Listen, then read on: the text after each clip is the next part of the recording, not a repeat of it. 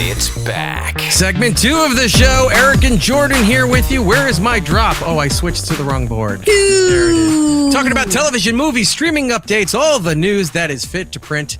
And as we usually start segment 2, we talk about things that we've been experiencing, watching, reviewing, playing, things of that nature. Jordan, what have you been watching? Like we talked about last week, being sick, I haven't really gotten into anything newish because I don't feel like I can have the attention span to really pay attention to something. So I've been rewatching all of Buffy the Vampire Slayer. I ended up watching the movie with my daughter, and then I kind of parlayed that going. Is it because we found out Adam Bush watches the show? Well, I thought it was funny that I was already like in the second season when Adam made a comment last week. So I was like, that's really funny. That works out. But so I don't know, like I just all of a sudden went into like watching vampire stuff. So in between of watching Buffy the Vampire Slayer, I ended up watching the BBC drama Dracula by Stephen Moffat. Yeah, by Stephen Moffat. It's 3 episodes, about an hour and a half each episode. So it's very long. And it tells different sections of the Dracula story. So like the first episode, it's, Jonathan Harker going to the castle, meeting up with Dracula. It's very reminiscent of Coppola's version of Dracula. But then they tell that story, and Van Helsing is actually like a Dutch nun who's played by an actress that I've seen before. She's great in this. Like she's really great. And she plays off of this version of Dracula very well. So like the first episode is, him, trying to get to wherever and do all this stuff. Second episode. Is this on Netflix? It's on Netflix. Yeah. So all 3, all on there. All right, the second episode tells about him going to England on the Demeter and the whole ship voyage. So it's like, that's fantastic. And then the third part is in the future, 130 years in the future. And so it's like now it's like time, like now times, like 2020, 2025, whatever. And that's an interesting take on it. And I thought the first 2 parts were very solid. I was into it. I loved every second of it. The third section is a little weird. Like parts of it just kind of lost me. Is like my interest. They wrap it up very well, and I liked the end of it. And I love the guy playing Dracula. He's very charismatic, and it's got very good dialogue. They play off each other very well. It's very good. Like Klaus Bang or Claes. Yeah, Bang. I think he's like a Dutch actor or something like that, or German actor, but he's very good. He's very good in this. Excuse me. And so I very much enjoyed the show. Like it was great. And they do this thing where he takes on the traits of and the knowledge of people he kills and drinks their blood. So like there's like little throwaway lines where he's on the Demeter and he's like, oh, sign language, I'm gonna have to acquire that. And they're all like at dinner or whatever. But it means he wants to kill that guy to absorb his memory and to learn sign language or to learn German. Or it's a very well done show. Like I very much liked it. The actress who plays Sister Agatha, Agatha Van Helsing. She was in Bridget Jones's Diary. Yes, I don't think I recognize her from that. I think I've seen her somewhere else, but she did very well in this. Like she plays 2 different characters. She plays Sister Agatha in the first 2 sections where it's like back in the 1700s, 1800s, whatever.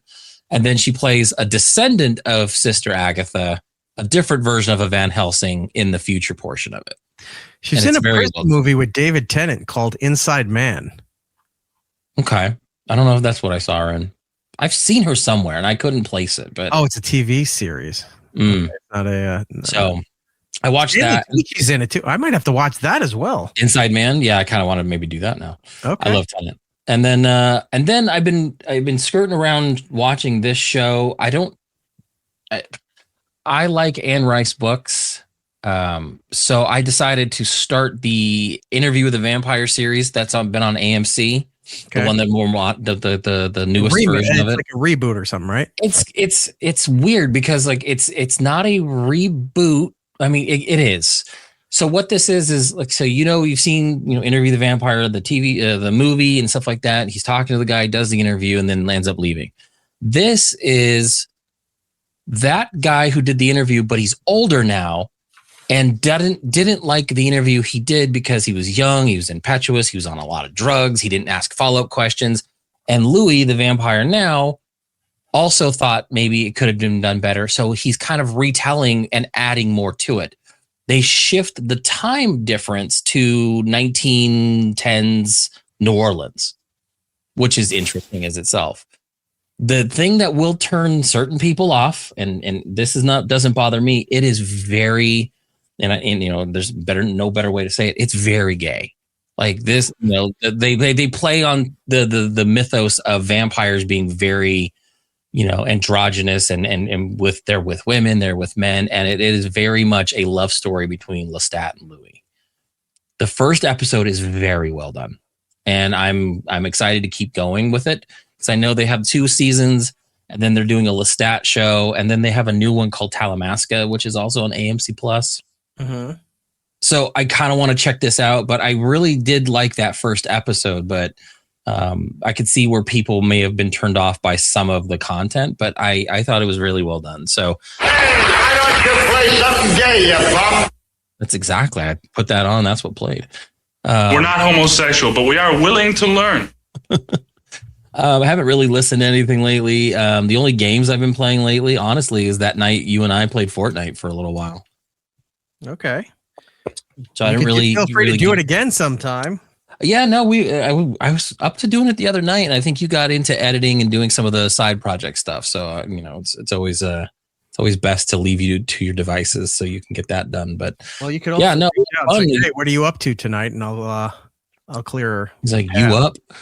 No, it was fun. Like I even told you this the other night or the other day when we talked. I was just like, I wasn't in the mood to play anything. I was like, just kind of doing my own thing. And then you're like, let's play. And I kind of felt bad. I was like, didn't want to leave you, hanging or anything. So I got into it. And I think the first couple matches we did were just like, okay. I kept getting killed really quick. I just wanted to explore. Like that's the problem when like they do new stuff, like the Cartman Land or the Imagination Land or whatever. I just wanted to run around and see all the cool stuff. And every 3 seconds, I'm getting killed by fucking, Cardi B or something with a fucking AK. Right. And I was getting frustrated. And then you're like, let's switch the game mode to this one called Blitz. Map is smaller. We get in there, and the rest of the night, I think for 2 hours straight, we were just killing 10-year-olds all night long. And I was having a great time doing that. Like that was really fun. So like I started off, wanting to hang out, but not really into the game. And then and by the end of the night, it was just like, let's just do one more. And it was like, I think 2 a.m. my time. I was like, I gotta go to bed. And you were even like, that's it. I gotta go to bed too. And that's rare for you. So, Chris in the chat saying he's heating up some pizza and getting some iced tea. Does anybody want anything? I'll take exactly what you're having, my friend. I want to take garlic salt if you have it. Yeah, take some pizza rolls and then put them on the pizza and do some Inception pizza for me. It's delicious. Have you been seeing those videos? I know I linked 1 or 2 of them to you and Rob, but the guy who's making stuffed crust pizza out of all this weird shit. Oh, you sent me one where he put like giant like Italian meatballs in the crust, and I thought it looked great. I would try it if it was in front of me, but I would. It's like he did one where he did stuffed crust with Tostina's pizza rolls. That sounds fantastic. No, it looked terrible. No, I would eat every bit of it. And then on top of the pizza, you put the bagel. You're going bites. to the gym, my friend. This is exactly why I had to stop, because I was thinking like I would stuff the crust with the Totino's pizza rolls, and then I would top the pizza with bagel bites. Like I just want as much pizza flavor as I can. That's why I got to go to the gym. For me, I've been playing Fortnite, like you said. Mm-hmm. I didn't expect to be playing Fortnite. I was talking with... honestly, I didn't think you would be either. I was playing with Homer the other night. Yeah. And we were playing and we were having a great time. And somebody in his chat was asking him about Fortnite. He goes, yeah, I'm still playing it. And I said to him, I'm going to be honest with you. I only came because the Simpsons stuff was in here, just like he did, because I did not expect to keep playing after this. And then they unveiled the Kill Bill stuff and the Back to the Future stuff. I said, all right, I'm going to play at least to get those. And now that I've already gotten those, I'm still playing those all the time. So, I hop on all the time now to try to level up. Yeah, you're always playing. You even tried to get Rob, and he just gave you the big old middle finger and was like, "No." The rest of the stuff that's in there, I don't give a shit about. Most of it I don't care about. Here's the thing: Fortnite, it appeals to a multitude of genres. It appeals to people who are coming in, like we did for The Simpsons. Simpsons brought me in. So fun to play because I wanted all the Simpsons stuff. So I played the entire run. It was a short season, but I played the entire run, got everything, almost everything. And you didn't get Mo. I forgot to buy Mo. I didn't buy Krusty. So I got Mo. I didn't really figure out the whole V-Buck situation until now, but it happens. So, and then I wound up staying for the Kill Bill and Back to the Future stuff. Now all this other shit's there. I don't really care about it. I go in there and I unarchive it for my list because I don't need all this nonsense. So you're getting people who are coming in that like the sense of like the battle royale combativeness of a Call of Duty or something like that. They like that. So they'll come into there. It's granted, it's way more civil and cartoonish, childish, if you will, compared to those games. But the elements are still there. You're getting people who come in for a franchise. You're getting kids that are in there because it's cartoonish and fun and they can play with all their friends. But it seems like an ongoing theme for a lot of the people playing is these are the people who wear pajamas out in public. Because in these passes, when they're unlocking things, you're looking at go, who gives a shit about this? And you're in the lobbies. There's people wearing the full fucking onesie pajamas with the animal hoodies on top of their head. They're buying, in-game buying designer versions of Crocs. Like they're running around in like a cat pajama suit wearing SpongeBob Croc. Like it's the worst kind of people. If you saw them in real life, this is who this game is for now. And that's who they're selling to. And that's why that game makes billions of dollars from all the in-game purchases of all this nonsense. One of the battle passes right now is it looks like remember the old 80s show Beauty and the Beast when Ron Perlman was playing. I saw the lion. Yeah, there's a guy in the line. He's in a Hawaiian shirt. He's got half a coconut drink that you wear. Back Bling is a terrible name, and the products are even worse. That it's like they need to wear something on their back to make them look like they're representing for merchandising. Well, they just added shoes. Like they're just piecemealing almost every aspect of your loadout. So in some ways, you look at them and you go, "Wow, the developers figured this out. They figured out how to make money and get people constantly doing it." It's kind of like Funko. They get the licenses to everything and just keep it. But then they get licenses and they don't do no-brainer stuff. Like in The Simpsons, you sell shoes now as a category, so you could buy legit copies of the sneakers that Jordan and I wear, those Panda Nike ones. Yeah, the Panda Dunks. You could buy them in game and have your character wear those. You could buy black and red Air Force One Jordans. You can buy they had the gold and black Adidas Ultra Boost. Like they're legitimate shoe scans. But you have the Simpsons. They didn't put in the Assassins, which would have been a big money maker for them. They didn't do that. They didn't put in what was it for Back to the Future? They have the futuristic Nikes. Yeah, the lace, the auto but lace. They didn't put in the hoverboard as like a glider or anything. It's an emote. Or even like a backpack or something. Like you just got it on your back, but there's all these little things you could put in. Like that makes more sense if you're going to be one of those games for all the in-game purchases. They didn't do it. You got to do another one of these because like you have so many characters that you left on the table that you could do. I would run around as a Chief Wiggum. That would be hilarious. Right. You know, Lenny and Carl. You know what I mean? Like there's got to be. I would buy a battle pass for Biff.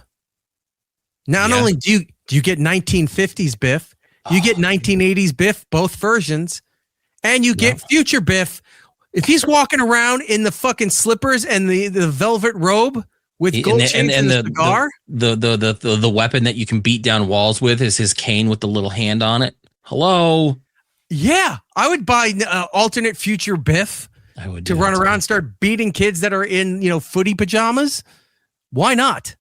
But alas, they didn't do it. So yes, I'm playing Fortnite a lot. Could you imagine they do a George McFly from the future? So you have your gun, but you're upside down in that little hover thing for his bad back. And you're just shooting people. And it's the licensing. That was a law huge that went into place because that was a huge lawsuit. So yeah, I was playing that and I was trying to catch up on TV shows and stuff, but I wound up watching more weird videos on YouTube of where's the best place to be on Earth if World War III broke out, and they're showing you different locations of where to be. why the geography of New Jersey is impossible. And, like I'm watching those kind of videos all the time. A couple of videos I have here. Where is it? Doctor Strange tried to stop Doctor Doom in the Infinity Stones and Endgame movies, but he failed. Like, what? So they're doing a breakdown of where something Doctor Strange did meant Doctor Doom, and like, all right, fine. Yeah, I saw one where they're like all the different permutations of the world that he told, there was really only one where they survived Thanos, but it also was the only one that would lead them to having the anchor being. Yeah, it was just a whole thing. Like he knew that this would work against Thanos, but it would cause the collapse of the multiverse because of the anchor beings. And I'm like, Jesus Christ. Yeah, so I watched a lot of those videos. Why no country in the world could successfully invade the United States? I watched those videos. Why North Korea's economy could collapse? I'm like, I watch a lot of that shit. It's weird. Late at night, I need something bizarre while I'm working, doing editing, what have you. But I did get to watch a current movie. I watched Song Sung Blue. I have heard about this and I have not gotten around to it. Stars Hugh Jackman and Kate Hudson. Now, from the trailer, I knew nothing of the story, but from the trailer and everything else, it's about a couple that eventually gets married, recovering alcoholics, I guess, and they become not a Neil Diamond cover band, but a Neil Diamond tribute act. Right, like an experience. They had a horn section. And this apparently is a real story. It was based on a real story about this couple in Milwaukee that became so big. Like at one point, they opened for Pearl Jam in the 90s, really, in the early 90s and stuff. They opened for Pearl Jam at a theater. So yeah, so I'm like, all right, is he a Neil Diamond? Is he? Because at first I'm thinking it's like, oh, is he Neil Diamond? No, he's not. He's a guy. He kind of looked like the footage I kept seeing. I thought so. He's doing the experience where he's dressing like Neil Diamond, what have you. He's not impersonating. He's just performing as. And he, so you're seeing the whole thing here, and I'm like, oh, this looks kind of cool. I love Neil Diamond. I'll watch it. I have not had a movie thrown me in weird directions in a long time. A lot of times I could see stuff coming, or the trailers ruin it. I'm watching this movie, and about halfway through, this movie starts getting extremely dark and messed up. Extremely. Wow. And I go, I thought this was a Neil Diamond fan movie or something. Like I'm expecting remember Saving Silverman? No, never heard of it. I thought it was something like that. And, if this love story is going to have a happy ending, if Neil Diamond has anything to say about it, I'm expecting that kind of thing. I think I have that drop somewhere. I'll look for it. There's no fight left in you. You're nutless. You've been pussified. Don't worry about a thing, boys. I'll take care of that broad. So love that movie. I'm expecting something like this. And no, it gets dark. It's very twisted.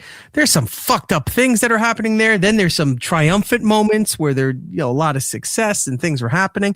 And then it gets dark and fucked up again. And I sit there and go, this is not the movie I was expecting. It really kind of threw me for a loop. And when the movie was done, I sat there thinking about it. I go, that was kind of fucked up. But I haven't had a movie do that to me in a long time. So I felt really good. I'm like, wow, that movie delivered. And I said, let me go see what the ratings were. So I went and looked on Rotten Tomatoes. The critics had it at like 70, but the fan audience was in the 90s. Or the fan response, whatever it's called, audience response. Right. It was in the 90s. So I said, all right, let me look at the critics. Let me see some of the, the green splatter icons. Some of these people have no fucking idea what they're talking about. And I sit there and I go, how are people still listening to movie critics at this point or employing them? Makes zero sense. It's like, this movie is corny. They're, it's just going through the songs here. It's like, it's find this hard. They say it's a real, based on a real story, but it's really hard to believe half the stuff happening in the movie. Yeah, I didn't believe it either, but I went and looked it up, and yeah, it happened. And I was like, wow, this really threw me for everything. And these critics are like, oh, Neil Diamond. It's like they couldn't pick a bet. One guy was just like, I don't understand the hokiness of Neil Diamond. I don't know how that translates to like a dark, edgy movie. It's based on a real story, you fucking idiot. It's not like, well, there was other acts they could have picked. No, oh, the real story was based on this. Well, for movies, we can change the act and all of this stuff to make it more marketable. The audience probably would have fucking hated it. But the fact there's a scene that there was confusion in a booking date, and he had to play at a biker's bar, like a Hell's Angel biker's bar. Him and his band are performing like lighter Neil Diamond hits, and gets into a bar fight with the bikers over Neil Diamond. I'm like, you're not going to see that shit anywhere else if you picked a different, maybe if it was Richard Marx, or a Phil Collins tribute experience, something like that. But I highly recommend seeing Song Sung Blue. I was going to say, how did Michael Imperioli do as Buddy Holly impersonator turned guitarist? I don't like him as a person or an actor, but he did very well. I forgot he's a real musician. So you're watching, I guess he's really playing. Oh, that's good. Through the whole thing there. You kind of know it's Michael Imperioli because even with all the makeup and the prosthetic, what is it? Prosthetics. It's him, but for the little that he's involved in it, he was fine. Like, all right, he's fine. He did good. I don't see him as Buddy Holly, but he was fine. Yeah, go see it when it's available anywhere. Go see Song Sung Blue. It looks really cool. I mean, it's got a pretty good cat. I mean, you've got names on here that I haven't seen or heard of in a while, like Fisher Stevens, Jim Belushi. One of the daughters is apparently a very famous indie rock act. Her name's Princess. Yeah, King Princess. Like she was on The Late Show with Stephen Colbert. I think she was on one of the talk shows. She's I guess a Brooklyn artist. She was producing stuff for a music label. She's pretty well known. I had no idea. Yeah, interesting. Yeah, one of her, I think that's the one or the other daughter. One of the daughters has a great grandfather or a senator was a senator in this country back in like the late 1800s, early 1900s. Like every now and then when I see actors and actresses, I go, let me look them up. I read their Wikipedia page and you find a lot of weird shit. No, it's her. She's born and raised in Brooklyn. She's a child of a recording engineer. On her father's side, great grandparents, Isidor Straus, the U.S. congressman. And then, they immigrated from the Kingdom of Bavaria and Rhineland-Palatinate. Yeah. Who was a congressman or a senator? U.S. congressman and co-owner of Macy's, Ida Strauss. That's what I was going to get to. He's a co-owner of Macy's. When they started Macy's, because Strauss, there used to be an offshoot of Macy's called, was it A&S was the name of the department store? And it stood for Abraham and Strauss. Interesting. And that was her. Same as like Levi Strauss. That's her fucking lineage. That's crazy. Yeah. So, insane. Interesting. So go see Song Sung Blue. Fucking Nepo baby. Whatever. You want to play Fortnite? Reach out to me. I reached out. I put it up on Instagram. Some people reached out, so I got you on the playlist. A couple tried hopping in while I was playing with someone else, and I apologize if you're watching, listening. If it was you, we were in the middle of stuff. I couldn't reach out to you saying, "Hey, we had a party going already." But feel free to find me on Fortnite. Always looking for people to play. And I don't think that I had anything else. Oh, I did. I have a new artist to show you. Okay. So, I've been going down these weird wormholes, I guess, of artists that, I brought Avant-Garde to the show. Yeah. What? No, I keep looking for them now. Like I keep looking for their like stuff because you brought that. I'm like, damn it. Because now I'm seeing like BTS just announced a big stadium tour. And I'm just like, do I need to go to like more K-pop stuff now because of what we've been talking about constantly? Yeah. Like this other band Twice, who's on the K-pop Demon Hunter soundtrack, is coming to Arizona. And so trust me, every time Avant-Garde comes up, I keep watching their video. It's so hypnotic. So Avant-Garde, they're getting bigger and bigger, little by little. And hopefully one day they'll be big into the United States where I can get a fucking t-shirt. I'm still having problems trying to purchase it overseas to get a t-shirt over there. So if you happen to live in Taiwan or in Japan or Korea and have access to I don't know, the Hot Topic or Hot Potic, whatever you call it over there. Go. I will gladly work out a trade or pay you however I can. I need to get an Avant-Garde shirt and a good. And look, while he's under there, he's going to blow you. Yeah, not a cheap one. Then Le Seraphim, the spaghetti song. Yep. Which you reminded me about half a year to a year ago. We played Le Seraphim and their label tried to cancel our channel. Yeah, not just stop the video. Yeah, just literally get rid of us. Yes, Hive, I think was the name of the Korean label. But we worked things out with that, and they're not after us anymore. But yeah, I brought the spaghetti song into the show here. That was an earworm for sure. Now I want to bring to you a female Mexican American rapper.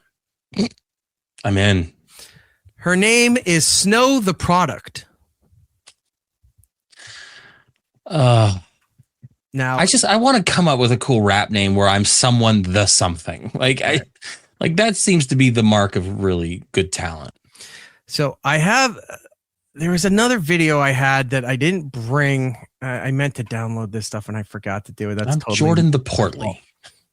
I mean, you could still be, that could also be your until I lose weight, I'm Jordan the Portly. It could also be your Dungeons and Dragons name. It could be your Sir Arthur. Yeah, Sir Earl of Sandwich. Something like that, right? So, I forgot to bring the other little videos here. The first video I found is not what I'm going to play you here. The second video I found, it's a song called Sabado, which means Saturday in Spanish.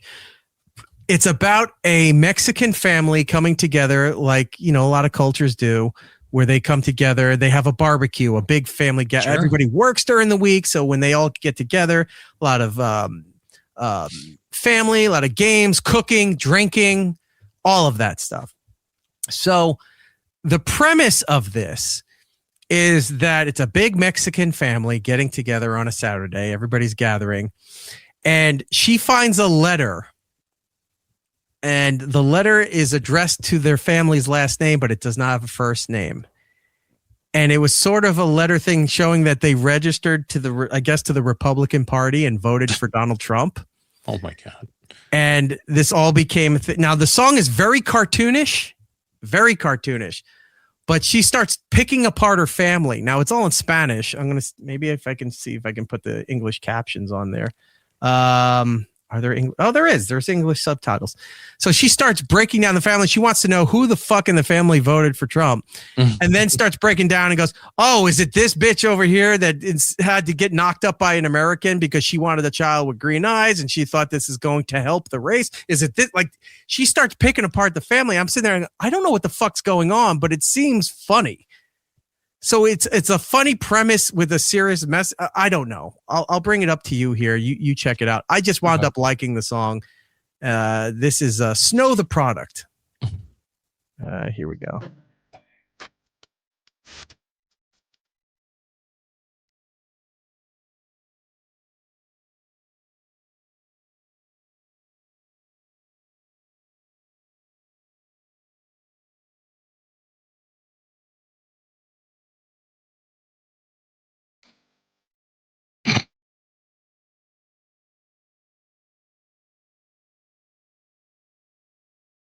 It's like a cartoon. Yeah.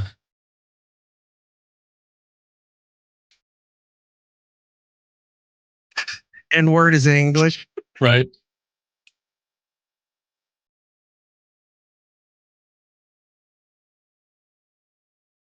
What's great about the audio version of what's happening right now is that this is literally just for Gabby. Everybody else has to read it. Yeah, she's the only one that's calling. Everyone else is staring at the bottom. Right. Like, I need to put my readers on.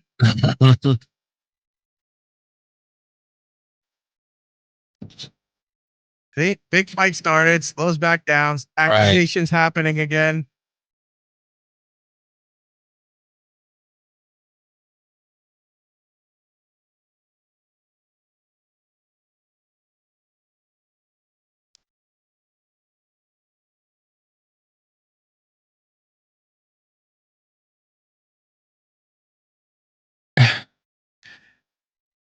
It's insane.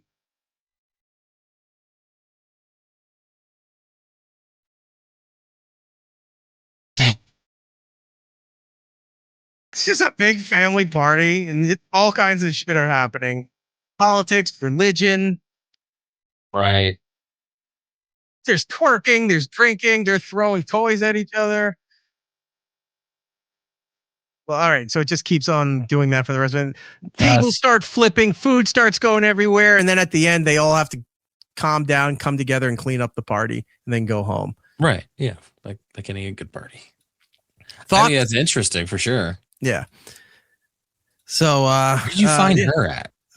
I don't know. I don't know how half the stuff shows up in my feed, but it does. And when it does, I make notes. Chris saying an empanada fight. That I want to be a part of that. Yeah. Empanadas are delicious.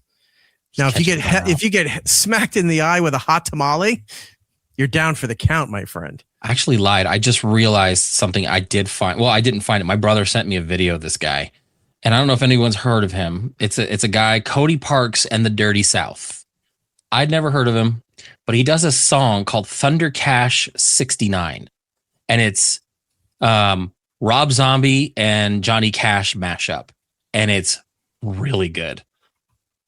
Let's see if you can find it. Oh, yeah, I see it right here. Hold on. Let me get that going. It's a really good mashup. All right, before we get into that. So yeah, check out Snow the Product. She's got a show coming. She's touring the United States soon.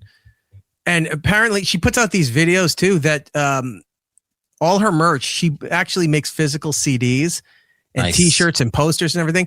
All her her family work for her. So she does videos where they're just sitting like in a garage somewhere and they're just packing shit into bubble wrap. And then she loads these giant garbage bags into vans and takes the vans to the post office where they wheel out the giant carts and she's putting them in there. And she goes, "Look, I packed your stuff. It's going out there so that you know." Yeah, she does. You need this in your box. Yeah. What's her name again? Snow the Product. She's a single mom now. She was married. Apparently she's a lesbian now, but she has like a 15-year-old son. He does videos with her and stuff. She was on they brought her on as a guest like for almost 40 years old. Like I would not have thought she was that old. She was on Power 106 in LA, which is like the big hip hop station out there. They got stations and her social media is kind of cool too. They went old fashioned and goes, radio stations you can request my song on. And they have a list depending on the state and the market you're in. Here's the station, the frequency, here's the phone number. Right. Like you don't see that anymore with artists, even the independent artists. They just like, you get my shit on YouTube and on Spotify. They don't like, hey, call this radio station and they have our stuff. They've played it before. Ask them to play it. That was really cool. I was like, she's really doing a lot of grassroots stuff. I was going to say, yeah. Her family's all involved. It's like good on her. So she's supposedly, I think there's a New York date coming up this year. I would like to either try to go see her or see if we can maybe, reach out to her and get her on the show to talk about this because I found her very interesting. Okay. This is, what's his name? Cody Parks? Cody Parks and the Dirty South. Okay. I thought this was a fantastic mashup. Okay. Like it works very well. Let's do this. Check out this one's kind of crash things down. Hold it, we get pulled over. Looks like it does. What? Wait. This time. Shit, dog. I was gonna say I haven't seen the video, so let's skip ahead a little bit. There we go. It's so good.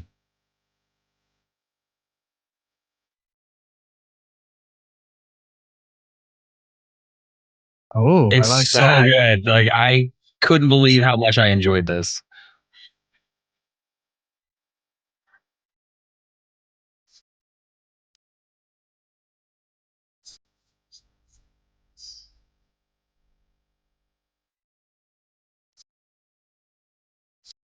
I love it. A little over exaggerating the accent. Yeah, the audio version is a little better. Like the video, that he's very exaggerated. It's like Thunder Kiss 65 and then this. I'm just like, okay, this is good. I love this. Yeah, it's good.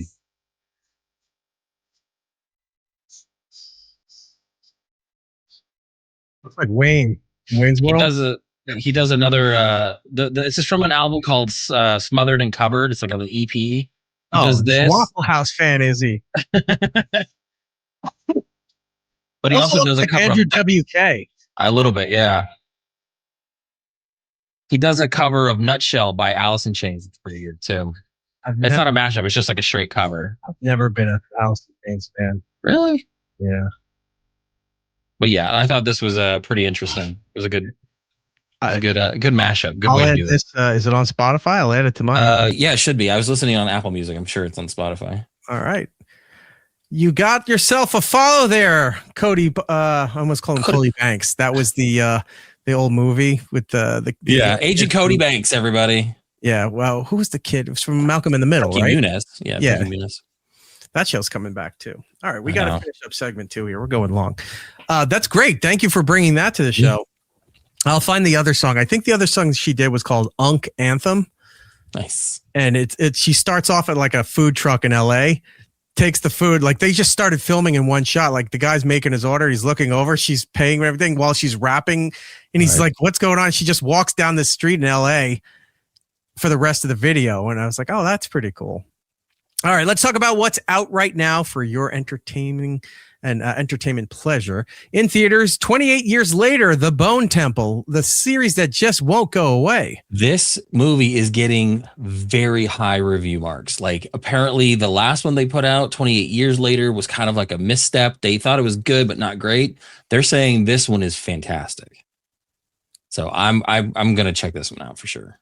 All right. I haven't watched, I think the first one I watched was 28 Days Later, right? Is that the first one? Right. That was the one with the running zombies, right? Yes. It's like a rage virus. I've never seen any of the others. I guess I'll have to go and do that. What's Night Patrol? That's out now. It's about an LA cop who discovers a local task force is hiding a secret that puts residents of his childhood neighborhood in danger. It stars Justin Long. He plays a cop and he wants to get on the group called Night Patrol. And I don't know if I should say any more. If you watch the trailer, it spoils the twist. I mean, it's probably pretty clear based off the title. Does he turn into a walrus like that? He did in that Kevin Smith movie, Tusk? In Tusk? No. Yeah. So the trailer basically tells you what this is about. I don't know if there's more to it, but it looks fun. I'm going to watch it. So okay. Available on Netflix right now. All 25 James Bond movies. That's a lot. I haven't watched any of them. I'm going to have to go and watch that. The RIP, or the RIP? The RIP. Oh, it's all capitalized, so I thought it was RIP. No, that's what's done. It's a Ben Affleck, Matt Damon movie about Miami cops that found a bunch of, I think, millions in cash. Mm-hmm. And it's like everyone's trying to go after it because it was a huge seizure of cash. So yeah, it looks good. They're hyping this one up a lot. I thought it was going straight to theaters, but apparently it's a Netflix movie. So that's out now. All right. Well, you can go and look at that if you want. And what was the other movie that's on the list there? I blocked the screen for a second. It's called Bone Lake. It's kind of like a horror movie. I didn't particularly enjoy it that much. It's about a couple that go on a romantic vacation in a secluded lakeside estate. And then they're forced to share a mansion with a mysterious and attractive couple. It's supposed to be like a pseudo-sexual like horror movie. And it was just like, okay. But that's out streaming now on Netflix. So if anyone wants to watch it, it's out there. Okay. I want to bring an internet celebrity to your attention. She's in there. Do you want to bring her up? Do you see her at the bottom? We can. There she is. Our pal Kaylee, better known as Lucy Tightbox from the WATP world. Once Over with Kaylee is her channel. Please go over there and subscribe to her stuff. She's doing some great things, breaking down the roll suit with Stuttering John versus Carl and versus Shuley. Let me see if I can bring her page up there for you. Yep, there it is. Once Over with Kaylee. Go there, like and subscribe to her stuff there. She's saying Justin Long is doing pretty good in horror lately. He's doing fantastic in that. I was not aware. I thought the horror thing was the goof when he did Tusk. I didn't know he kept going with that genre. He's I think he pretty much, like, other than some teen comedies, he's been cutting his teeth on a lot of horror movies. He did Jeepers Creepers. He was in Barbarian. Jeepers Keepers.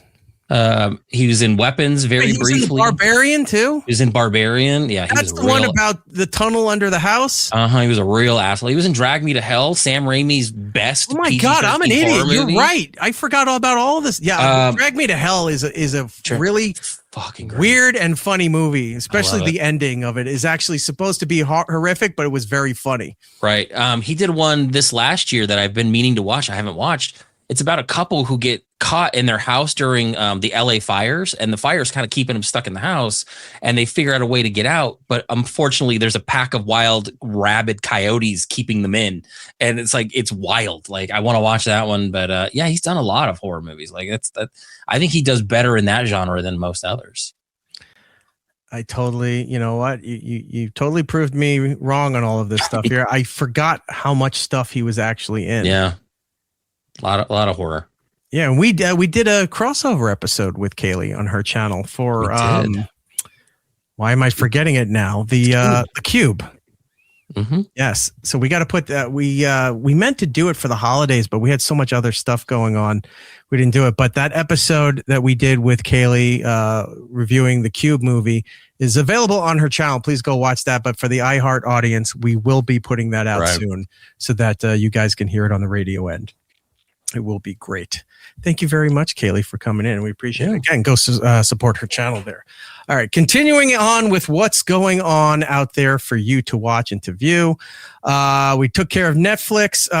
We're going to get into it a little bit, but they got podcasts coming. Now, one's debuting this weekend. It wasn't really that important, but we'll talk about it in the next segment. Over on HBO Max, a Night of the Seventh Kingdom. Or Night of the Seven Kingdoms. Yeah, it's the Game of Thrones spinoff. Yeah, how well do you think that's going to do?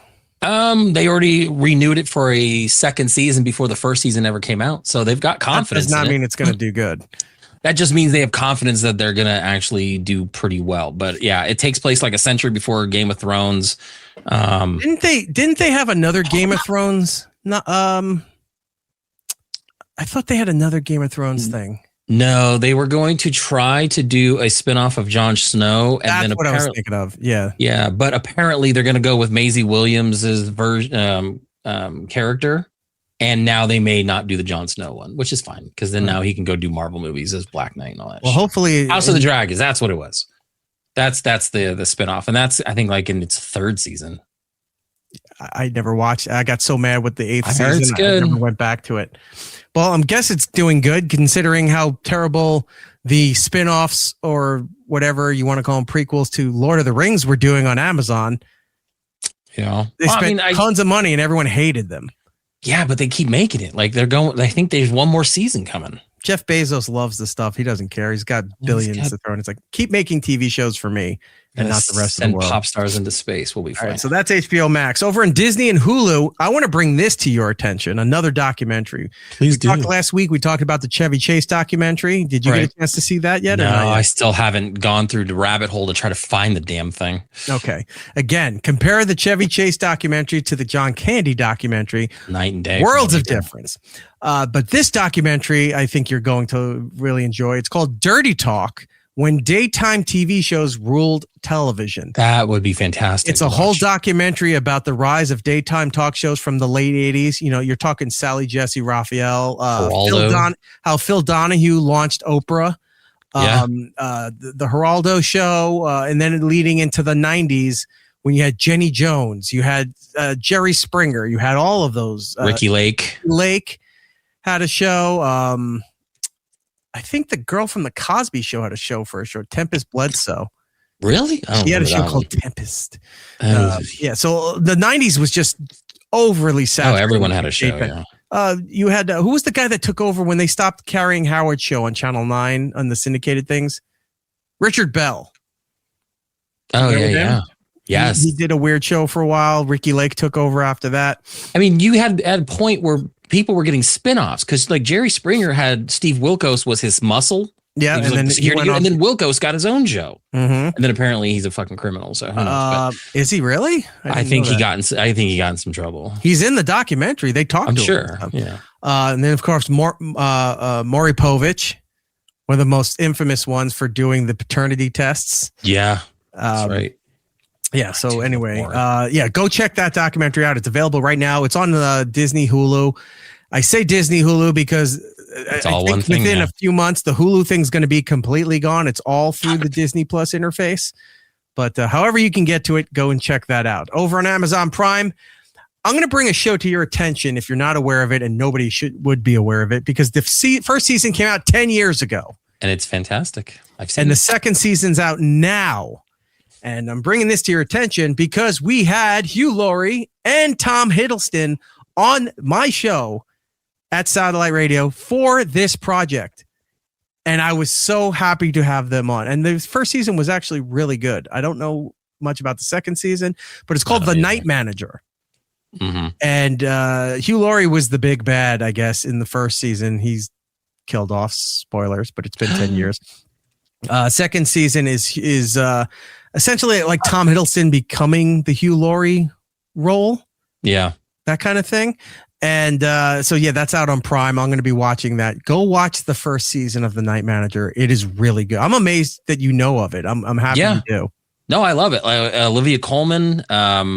There's a lot of people in it that like went on to do other things. There's this one guy, I think his name is like David Haywood or something like that, or Harewood. He ended up being on Supergirl as Martin Manhunter. So like I recognize a lot of these characters and these people. So I love, me and like British shows and British actors. I love all British that shows. kind of stuff. So But yeah, Chris, like the first season came out like 2016. It's wild. I'm going to grab read what Chris wrote here. Hugh Laurie did the best American accent of all time on any show for a non-American actor as House, I believe. And then he follows up with, and he hated doing it, never thought he did it right. I like House. He always had a solution for something. Yes, he did. I do want to show you this. I liked him better in Blackadder. Oh, yeah. He was in Blackadder. Avenue 5 was actually, I think, an HBO show. Avenue 5 was ridiculously good and bad at the same time. Right? That's what I'm saying. If Hugh Laurie was not in the scene, the rest of the show sucked. Yeah. It was about a space cruise. It was essentially like a spaceship becoming what would be modern day cruising for that time. And there was an accident. There's stuff. They're trying to cover things up. People died. It just becomes... he's tripping over this, over that. They're trying to lie over here. It's fun. It's an enjoyable show. It just was marketed wrong, and then it was too long. Josh Gad plays one of the rich people on board. I don't know if he owns the cruise liner a lot. He's on the ship there too. It's fun. But anyway, I was talking about Hugh Laurie coming in. I had him sign 2 box sets. Ooh, did you get him to sign Fry and Laurie? Yes. Yeah. I have a bit of Fry and Laurie is one of the best. It's not topping Monty Python, and I think they would agree that they don't top Monty Python at all. But it is one of the best sketch comedy series ever made. It was good. I think it ran almost 10 years. Like it went from like late 80s to like mid 90s. I've always been a big Hugh Laurie fan. I've always been oh my God, my nose is itching. A big Stephen Fry fan. Mm-hmm.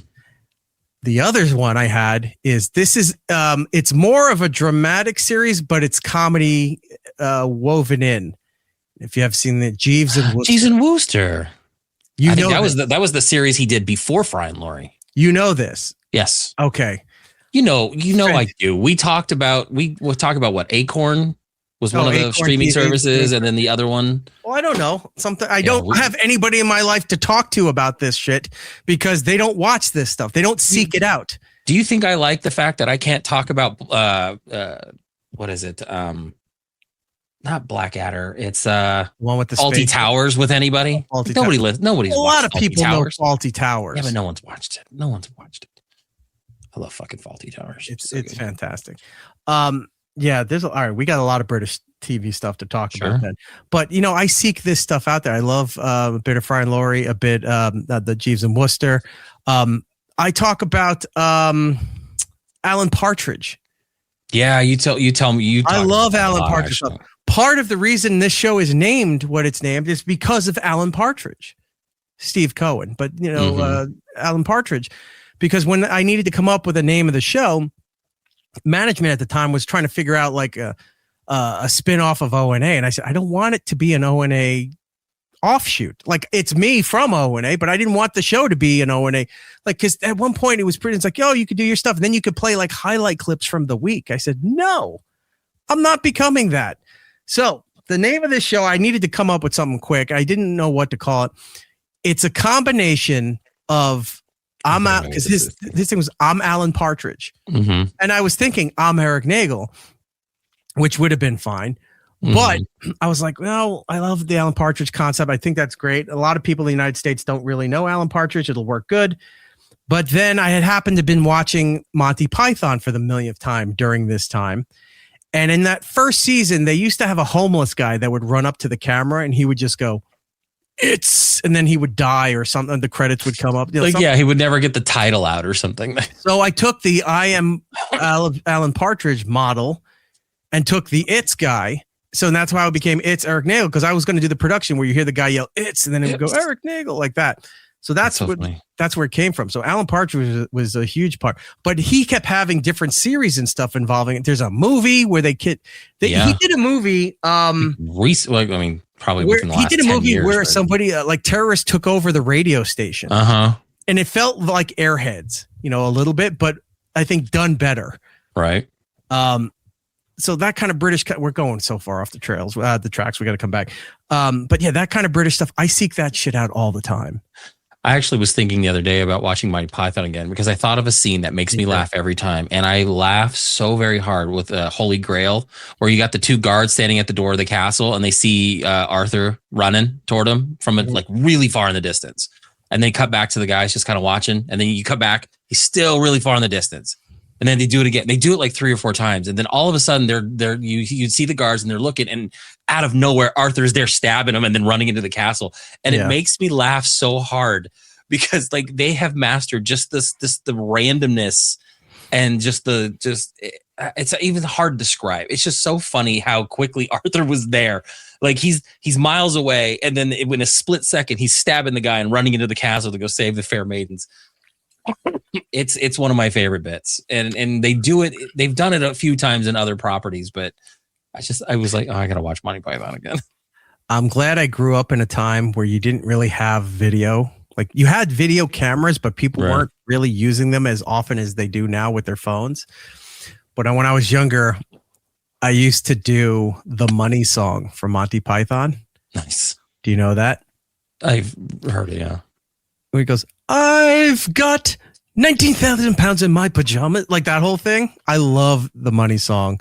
There was also a bit where it was like a serious chat show, and he's like, welcome to Storage Jars. Today, we're going to be talking about things we could fit inside of storage jars. And they're doing it so deadpan and showing different kinds of storage jars around the world. It was just like a quick 1-minute thing before the other sketch started. It's so funny. Like he was trying to return the dead bird. Yeah. It's just so dumb. Oh, the parrot sketch. So funny. So funny indeed. All right, we got to keep moving on here. Where were we at with the Prime? Yes, season 2, The Night Manager. Over at Peacock, I don't know what Ponies is. So I keep because I've been watching a lot of stuff on Peacock lately, like catching up on like watching The Office. They've been doing a lot of commercials for this. It's about 2 secretaries in the American embassy in like the 1970s Moscow. Who end up somehow becoming CIA operatives after their husbands end up getting killed, and they uncover a Cold War conspiracy. Emilia Clarke, the girl from Game of Thrones, the Mother of Dragons, she's in this, and like they're kind of dopey. Where they're like, this guy goes like, in the spy world, I'm what you call a POI, a person of interest. And then they're like, you know what you're called? A PONI. And then she goes, oh, a pony. And that's why it's called Ponies. It's person of no interest. So like they're just nobodies. The girl who plays her partner. She looked familiar, but I couldn't place where she was from. She was in White Lotus, the first season. Oh, wow. Well, cool. But yeah, it looks interesting. It looks kind of funny. I don't know. They're marketing it as funny. Like I hate that they do these things sometimes because it looks like it's supposed to be a comedy, and I guarantee you would probably have like some kind of darker story based off the timeline and when it's set. But I'm gonna give it a chance. I've got Peacock, so I'm gonna go watch maybe an episode or two. Right, maybe I'll do that too. Maybe I'll go and take a look at that. Hey, St. Ranger's in there. Hey, pal, how you doing, my friend? I loved Lovejoy. Wish Ian Shane, I own all season. With Ian Shane, I own all seasons. I liked Rumpel of the Bailey. I don't know those. Lovejoy, I knew because I like Ian. I think it's Ian McShane. Yeah, Ian McShane. But I don't know the other one. All right. I'm always look. I've got the BBC Pass and I've got Acorn TV. I can hop on there and take a look. There is a great Monty Python book with pictures and all seasons episodes. Yes, I think I have that book over there. It's a thick book too. It's fun to go looking through all of that stuff. All right, continuing on over on Paramount Plus. A lot of people critics loved it. A lot of early screening people online hated it. Yeah. Star Trek Starfleet Academy. Now, premise concept good. They should have done this a long time ago. Sure. What they're doing now, people didn't like. There's gay Klingons that were doing gender identity stuff. If there was ever a race in this universe that are that don't like to muck around, no fuss, no muss, it would have been the Klingons. I'm not gonna lie, the Klingons remind me of like when you watch 300, where they would call the weak, throw the dumb babies off the cliff and only get the best of the best. Yeah, I think that would have probably been weeded out of their genealogy at some point. No, there was that. I'm not saying it's right. I'm just saying that would be what they. There was a lot of complaints about, perception and inclusion and all this other weird shit that was going on there. Not that, look, Star Trek was very progressive. It's always been. Yeah. And inclusive and what have you. But there were lines it's crossing that you're like, this is ridiculous. One of the funnier complaints that I saw online, because I guess people had access to the first and second episode, like the first two episodes. Somebody did a cutscene. The woman who runs the academy, she's a famous actress. Mm-hmm. I'm trying to think of her name. The video's titled, Holly Hunter. Yes. I guess they banned LASIK surgery in the future because she's constantly putting her glasses on to read everything. And you're that far advanced, you think glasses would have been a thing in the past. You had Geordi's fucking visor, which they eventually in the movies got rid of. They had the implants and everything, and he didn't need it First anymore. Contact. Yeah, but these people wearing it's just funny. The things that were really aggravating to people, and then the things that they hyper focused on just to annoy the people. It's funny. But Starfleet Academy, not projecting to be so good. I will watch an episode or two because I love Star Trek, but I'm definitely this property I'm not looking forward to like I've looked forward to other stuff. And I even liked Enterprise, and that was not that great of a show. Enterprise, wait, that's not the Scott Bakula. That is the Scott Bakula one. Okay. Yeah, I didn't care for that one. There was one recently, Discovery. I liked Discovery. The first couple seasons of Discovery were good. I watched that. I don't think I did. I didn't watch, what was the animated one? Lower Decks? Oh, Lower Decks, yeah. People loved that one, I heard, but I did not get a chance to see that. After Voyager, I think I stopped giving a shit because Enterprise, I think, was next after that. Yeah, that was a UPN property. And the Scott Bakula one was terrible. So yeah, I don't even really care about the original Star Trek series. I've seen it. I don't either. I like the movies, but not the series. I don't know if I watched. I probably did not watch all 4 years of that show, but I loved the movies. Yeah, loved the not like the first people one, loved yes. the Star Trek movies. I loved the movies, and then I loved even more than the movies, TNG. Oh yeah, I mean the series is great. Behind me, of course, the movies are great. Voyager, not Voyager. Deep Space Nine. I liked Deep Space Nine. It was good. Yes, the crossovers made sense because they were in the same time, but just different locations of the universe. Well, and then when First Contact came out, which was still of all the Next Generation movies is the best. Worf was already on Deep Space Nine, so he was flying around shooting the Borg up with the Defiant, his little tiny ship, and it was just so good. It's one of my favorite lines where he goes, "It's we're a little worse for wear, but still salvageable." And then Riker goes, "It's a tough little ship," and he goes, "Little." He's just so fucking mad that he called this Defiant fucking little. Well, that was one of my favorite movies. That I think is a play on a running joke, right? Because when he said, "Oh, it's a cute little ship," little, Because going back to the original cast, when Sulu kept talking about the Excelsior and he would get excited about the Excelsior and then he would become the pilot of the Excelsior, they always made a fun of, like Scotty always made fun of the Excelsior. Like I think he called it a bucket of bolts. I think he called it a quaint little ship or something. I think it's a tie back to that joke. But yeah, Next Generation is fantastic. So good. So check that out. And then available on demand, Dust Bunny. That's the Sydney Sweeney. No, that's no. That's the house. I don't know what Dust Bunny is. Dust Bunny is this little girl wants to hire her neighbor, who's played by Mads Mikkelsen, to find her parents because she thinks that a creature under her bed got them, and it turns out he's a hitman, and he thinks that the people that are after him is what got the parents caught in a crossfire. So he's going after them to try to save her parents. Sigourney Weaver's in this. It looks good. And I love like Mads Mikkelsen. Yeah. So this one looks fun. All right. I'll check this out. This was not on my radar, but I will definitely look for that. Coming up next week on Netflix, season 2 of WWE's Unreal. If you're not familiar with what that is, they made their own documentary showing you behind the scenes how everything runs with the WWE. Now, this was verboten. Yeah, I'm surprised. Decades with the wrestling industry. And once Vince, left, then they flipped everything around. Go, nope, we're an entertainment company. We don't give a shit about the wrestling traditions and all that stuff anymore. And it shows. Here's how the sausage is made. Yeah, and it shows because you see ads all over the fucking LED boards behind the ring, on the ring mat. It's just...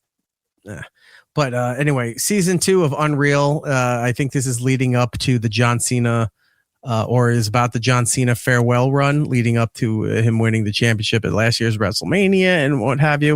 Right. So that's there. Also on Netflix on January 22nd next week. Free Bert Kreischer. Our pal Bert Kreischer has a new. I'm guessing it's a sitcom based on his family, but doesn't have his family in it.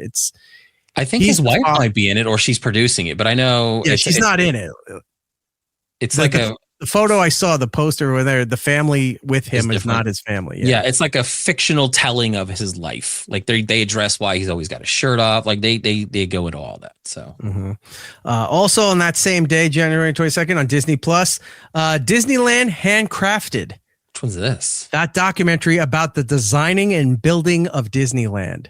Oh, I love that kind of stuff. Yeah, so that was announced a long time ago, and it just said coming in 2026. They never put out a date. Now all of a sudden there's a date for it. Nice. So there's that on the 23rd. The Mercy movie, which is that the Chris Pratt movie?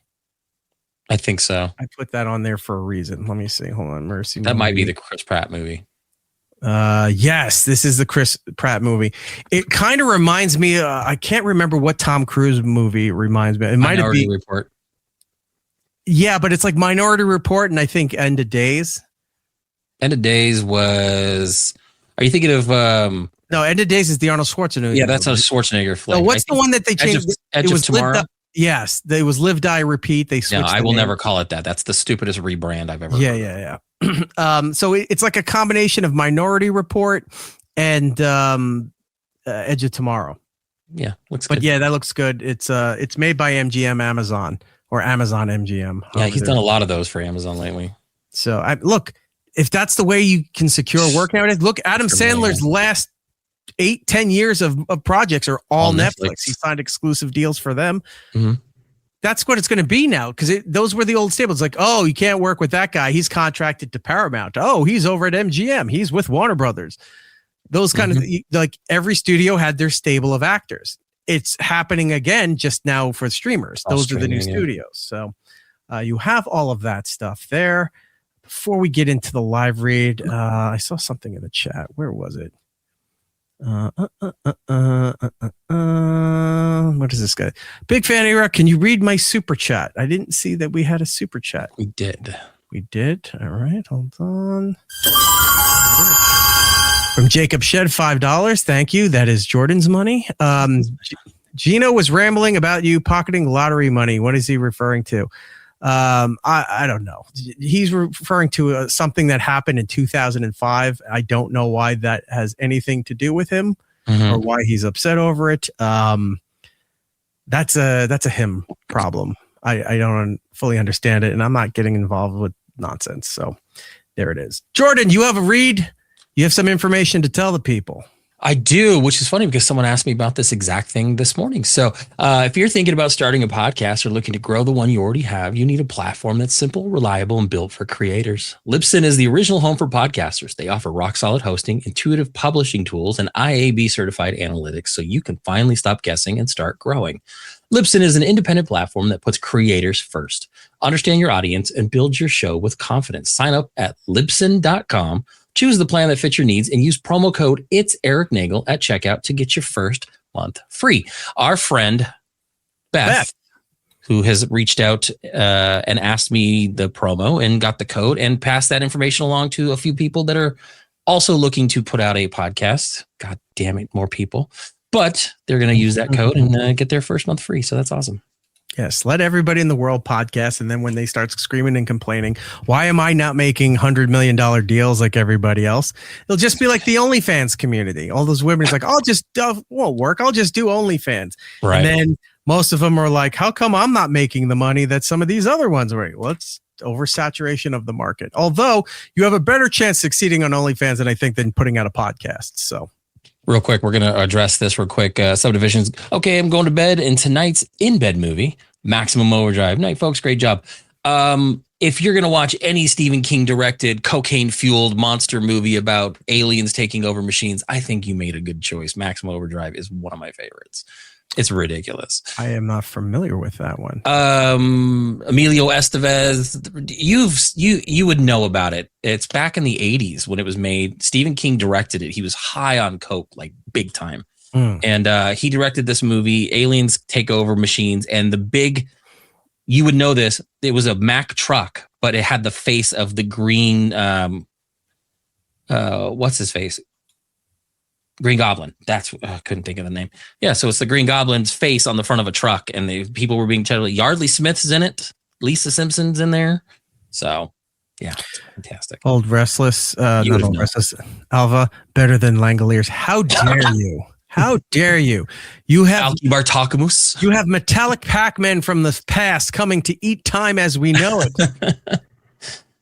Balky Barkton was constantly ripping the piece of paper over and over as he's sweating. Oh, I know. Oh, yeah. No, Woodput. It's not a great movie. No, it's a terrible movie, but it's a fun movie. Is it a Stephen King movie theater movie, or was it a made-for-TV movie? I think it went to the movie theaters. Stephen King directed it. Again, was doing drugs, famously doing drugs the entire time. So none of it makes sense. Based off a book that he wrote. So it's his own stuff that he decided to direct. And I think it was the last time he directed anything. But it's very good. All right. So, here's Jordan with the news. Well, other than using our code at Libsyn, Netflix is getting into the podcast game like we talked about earlier. They revealed earlier this week that there's new podcasts are coming to the streaming platform as part of its partnerships and licensing deals with different product houses and studios. A total of 34 new podcasts featuring some of the biggest shows available on other platforms, such as Spotify's The Bill Simmons Podcast, iHeartRadio's My Favorite Murder, which I actually have listened to, and Barstool Sports' Pardon My Take. Netflix also touts its special podcasting featuring IPs like Bridgerton, Stranger Things, and more to be featured in shows that are now airing and coming soon on the platform. So here's my question. You're making deals with podcasts that are already successful on other platforms. Mm-hmm. Those other platforms, like Spotify and iHeart, they're all audio only platforms. So what, you're going to make video versions of these podcasts as they do it? So. Or is it a separate, like the video podcast is separate from the audio podcast? I don't know. That's a lot of double work. Yeah. I don't know how they're going to do that.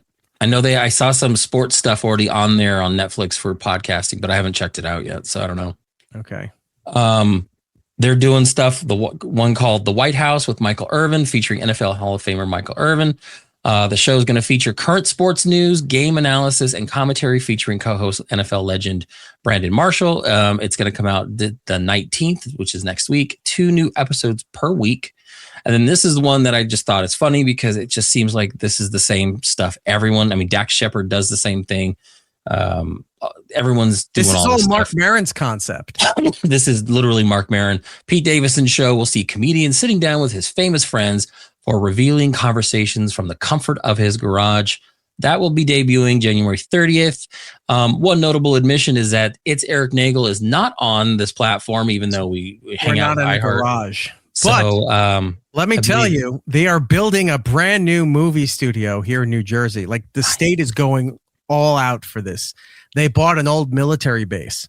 Ooh, and they just broke ground. They're regutting it. I think it's supposed to be ready by 27, and it's going to be the big Netflix headquarters in the United States in New Jersey. Like Jersey's now.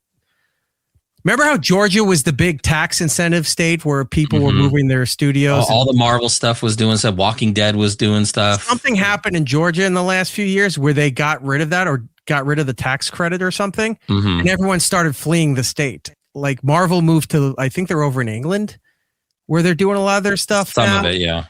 A lot of the TV studios left. They moved up to Canada or whatever.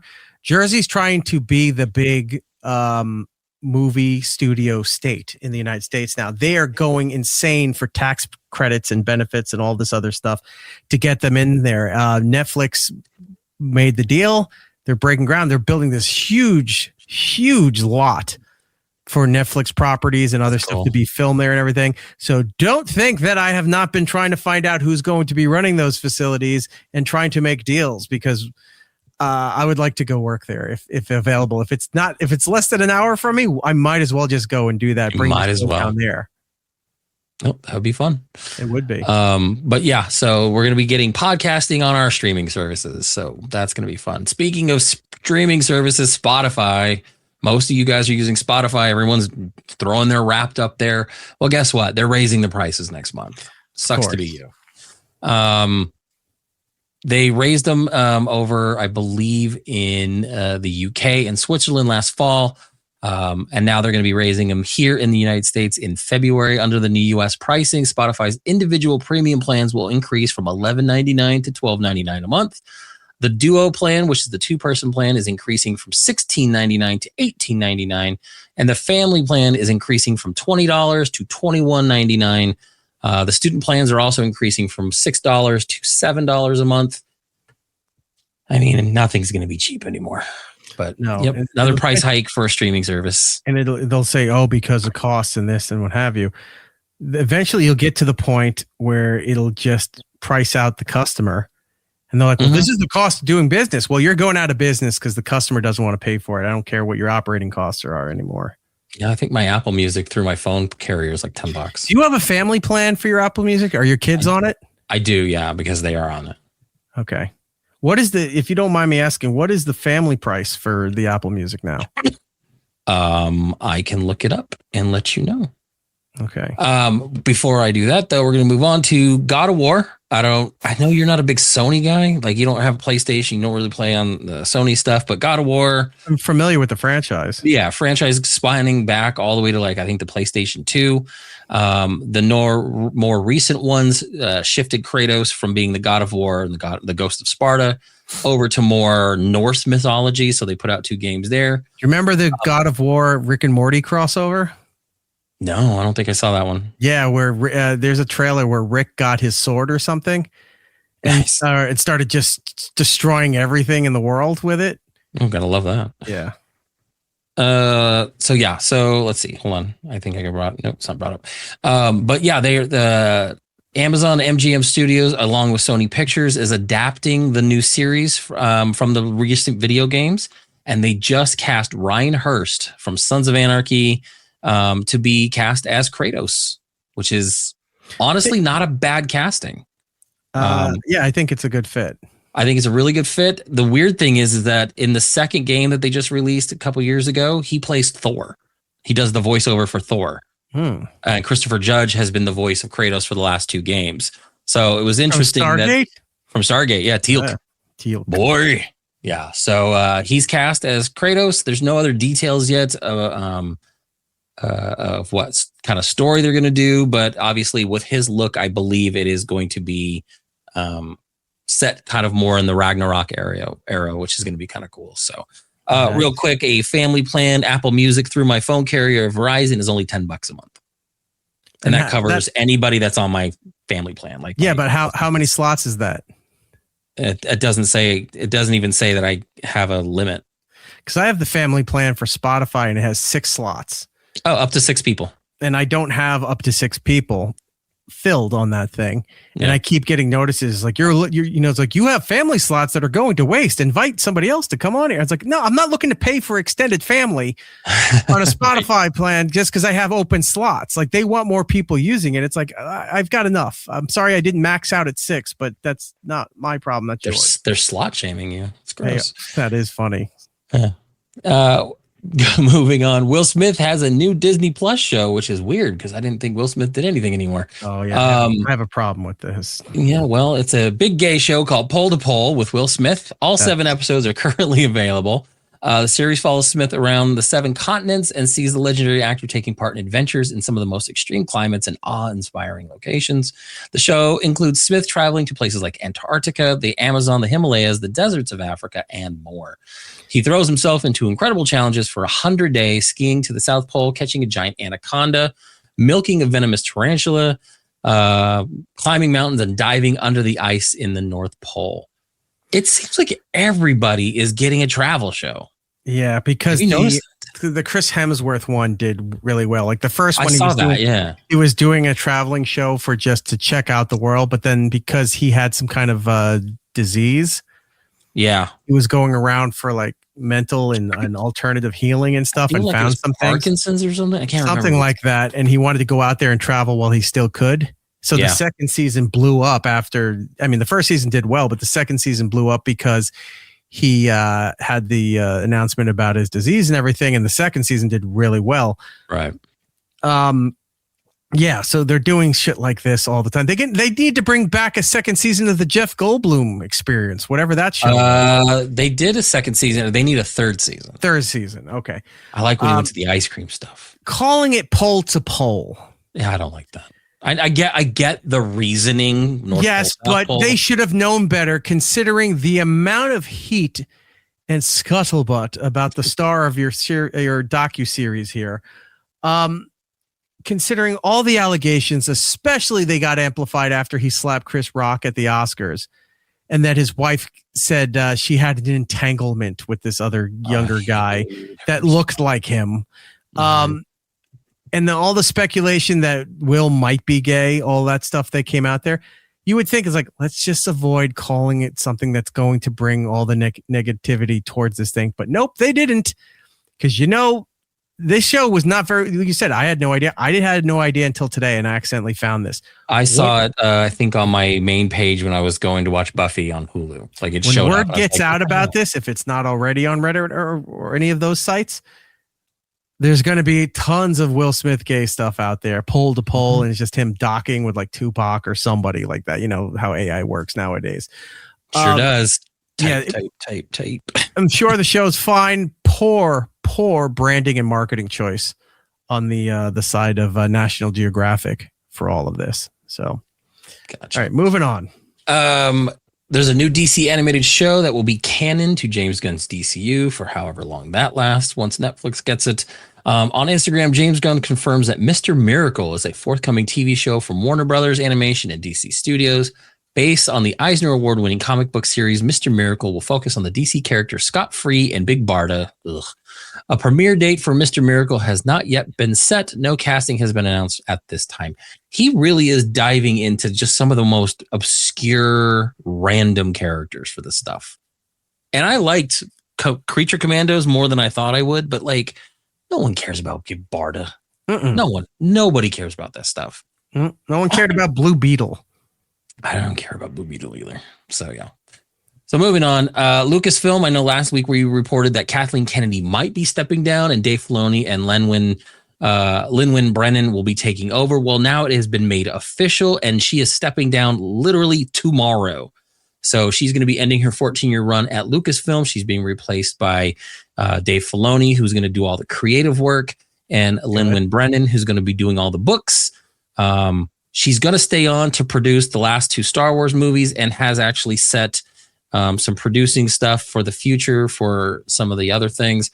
It suggests that Disney felt the need the pair to needed to have 2 strong people separating everything, kind of how DC did with James Gunn, just to kind of get a better handle on the creative and the stuff. So hopefully they'll do better stories and not be so centric on one side. One Star Wars note, I did get a nice gift from Eric for Christmas. I wanted to put that out there and say a nice big thank you for all the stuff that you do for me. You don't need to talk about it. I'm not going to tell everybody what it is, but I appreciate you and all that. And I want to thank you for your Christmas gift that you gave me. Where is it? It's coming. In fact, I think I got a shipment notification that it should be at my house like Saturday. So shut up.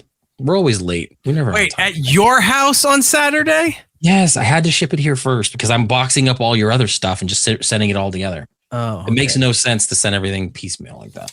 All right. Anyway, How to Train Your Dragon, the live action did really well last year. So they greenlit a How to Train Your Dragon 2. The best thing they did with the first movie was having Gerard Butler play his actual character that he voiced in the cartoon. Well, they're doing the same thing with Cate Blanchett. She's going to be joining the second movie to play the Viking warrior Valka, Gerard Butler's wife that they thought was long dead. And so that's actually really kind of cool. I'm glad they're kind of doing that. It kind of bridges the two properties in a good way.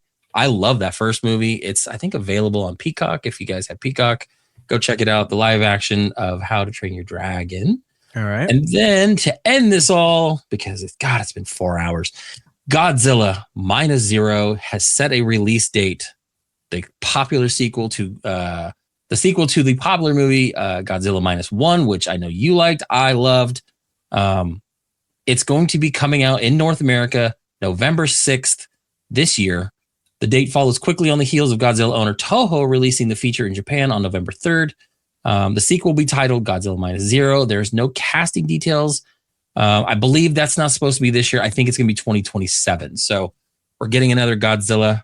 I'm excited. I love Godzilla. You love Godzilla. Mm-hmm. And I watched Godzilla right before Christmas, and now I'm going to have to settle in and rewatch Godzilla Minus One. I got to say, one of the scariest, or I'll say terrifying, one of the more terrifying scenes in movie cinema that's covering 100 years of territory. A lot. Movie cinema is when they're on that wooden boat and you see Godzilla's white eyes right there, and he's slithering like a snake. Like if you ever see a snake skim a body of water or a pool, it's coiling back and forth to swim over, and so it doesn't sink. Yeah. That boat is there. The fishermen are on that wooden boat, and you just see like the what do you call it? His snout, I guess, his nose, right there, and the white eyes, and he's just slithering behind him. You can look it up. It is one of the more terrifying scenes, I think, in cinematic history. Seeing that in the movie theater, I was like, oh my God. Again, a lot of movies make you feel anything anymore, but seeing that, I was like, holy shit, that is amazing. Yeah, I really did like that for that Godzilla Minus One. I actually really liked it in black and white because it added some weird level of like terror to it, because a lot of it was obscured in like the dark tones and the shadow and stuff like that. So that first scene where Godzilla was just ripping that little air base apart, right? Like that was terrifying. Like that was really cool, like the way they did that. So very much a fan of Godzilla. One of my favorite properties. I'm excited that they're doing another one. So before we get out of here, I see the alert up there. We do. The super chat coming in. Saint Ranger with the $5 super chat. Monty Python member Michael Palin did Pole to Pole, same plot and title, and Palin did Around the World in 80 Days. And two others. Yeah, Michael Palin, long after Monty Python did a lot of travel stuff. He wrote a lot of books. Yeah, he became like it's not an actor, but like very serious in that. What do you call it? Video journalist genre. Going around, like he put on professional and really well-produced travel shows. Well, yeah, and they were huge. I don't know if they ever aired in the United States, but they aired in England and around the world through I don't know if it was BBC, but they were all over the place. And I was not aware he did the Pole to Pole series, so I guess they're just remaking, or they just took the name. I don't know. But Full Circle is the one I saw with him in it. Okay. That was like 95, 96. But because of everything surrounding Will Smith, calling it Pole to Pole is bringing nothing but ridicule. The show could be fine, but poor branding on National Geographic's. Oh, 100%. If you guys are looking for a better travel show, like, check the Palin stuff out for sure. But Ewan McGregor did 3 series that I really, really love, and you can find them all on Apple TV. One of them is called Long Way Round. So he takes motorcycles with him, his buddy Charlie, and they take motorcycles and they drive from England all the way around the world. So they go through France and all this other stuff. They go through Russia, Mongolia, all this stuff. They cross over, get into Alaska, and then they drive the country through Canada and then through the US all the way to New York. So they do that. Then they do another one. They did one like years later called Long Way Down, where they go from England to the Long Way Down. Why did I do that? Actually, that might be the song title. Actually, now I think about it. But they ride from England all the way down through Africa, all the way to the most southern tip of Africa into South Africa. That one was great. That one was one of my favorites. And then they did another one most recently, probably the last 4 years, Long Way Up. And this one, they decided we're going to drive electric bikes, electric Harleys. And they had them custom built, but they had no infrastructure. So they had Rivian. This is before Rivian became the company Rivian. Built charging stations all around, all up and down South America. So they started from like the southern tip of Chile all the way up to Los Angeles. Was it cold or something? Did they wear jackets? It was so cold. But yeah, if you guys are going to check those out, those would be really good. Those are awesome shows. Those are one of my favorite travel ones. I remember one time I was down in Chile riding motorcycles, doing all kinds of flips and jumps and superific stunts. I was wearing my freezy freakies so my fingers and my tootsies wouldn't get cold. But you don't ride motorcycles. Fuck yeah, I do. All right. I was Chippy Knievel. Oh, Chippa Knievel. Tyler too. That was the name of our act. He was in that little sidecar that every time we got to a fork in the highway, I'd pull the pin and kick him off. He'd go flying off the other road, off a cliff, and die sometimes. Did you say and Tyler too? That's hilarious. So hilarious. Anyway. Fuck yeah. Fuck yeah. All right, let's wrap this up. We got to get out of there. Hello, my dear. Good to see you. We still need to pirate sometime. You owe me a pirate adventure. She has give her a follow, Funkin' Deep on the Twitch there. She plays everyone plays Arc Raiders. I've heard of this game. Yeah. Yeah. I don't want to spend full price on it yet. I'll wait till I was reading it. I was reading I was reading a piece on Arc Raiders, and obviously it was a game. The company spent all that money to put the game out there, but this article came out saying that it was really a social experiment and we failed as humanity. And I'm like, what? And then it links to a video, and the video is showing that when it came out, at least the first month or so of the game, everyone's friendly. Hey, they would, if somebody was down, like a monster got them, whatever, they go and raise them up and they would give them supplies. Hey, do you need to get to the extraction like hell divers? Yeah, like, do you need to get to the extraction point? Oh, can we help there? Okay, go. Everybody was cool. And then something happened where that all disappeared and everyone is just out for blood, killing everybody, stealing everything. That first early on of Arc Raiders was supposedly like, it was like, oh wow, everybody in this game gets the gist. It's a community. It's to be friendly. And then it just turned into every other game where they just shoot on sight, steal all of your stuff. Yeah, that's about right. All right. We do need to get out of here, and we have to do the plugs. And as always, Jordan, our nation's eyes turn to you. You can find me on X, Instagram, and YouTube at Jinx Ronan, Twitch at Jinx Ronan 79. If you've got an Amazon subscription and you would like to go to our Twitch channel, it's Eric Nagel. You can use your free month subscription, subscribe to our show, get the Prime subscription. It costs you nothing extra, helps us out, and we would greatly appreciate it. All right, look at that. And for me and for the show and all of this stuff that you're enjoying for free until we raise the price like everybody else is doing. All the streamers, we're raising it up $30 billion. We're going to double our price. Or $1.80. I'm not whatever comes first. Yes, for the show across the media, all the boards on social media, it's Eric Nagel. If you're listening on the iHeartRadio app, do us a kindness. Put us the #1 position for your presets. Yes, it's an app for radio that doesn't broadcast. It's digital that has presets like an old car. I don't know why they're doing that, but we're told being in the #1 preset position means something. So please do that for us. If you're on Apple, Spotify, any of those places, you can go over there and leave a positive review for the show. I think I said positive review. I was tripping over my words.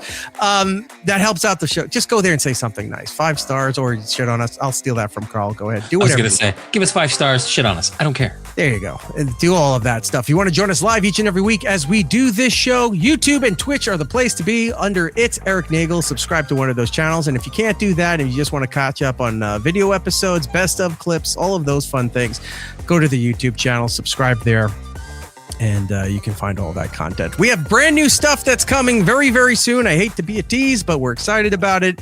It's just taking a little bit longer than we expected, but Jordan said to me the other day, and he goes, one of the things with you, and he goes, other people would rush to get stuff out there just so it was there and then fix it after the point. And I've been with companies that love to throw shit out there. I'm like, on high profile levels, we'll fix it as we go. That looks terrible instead of taking the extra time. I'm one of those guys that likes to get it to as close as perfect as possible to put it out there so that if there are things we have to tweak, if there are things that have to scale back or fix or whatever, it's minimal. And it gives the customer a great experience right out of the gate. So when the stuff does come, believe me, I think you'll be excited about it, and hopefully you will enjoy it. All right. That way we know if you don't enjoy it, that's on you. Ban! We did our work. Block for racism. That's what we're going to do. Right. Until the next time, everybody. Be excellent to each other. And I got to do this. We'll be seeing you. It's Eric Nagel. Thanks. Because of you, we're all taking golden showers. What? Alas, we're out of time.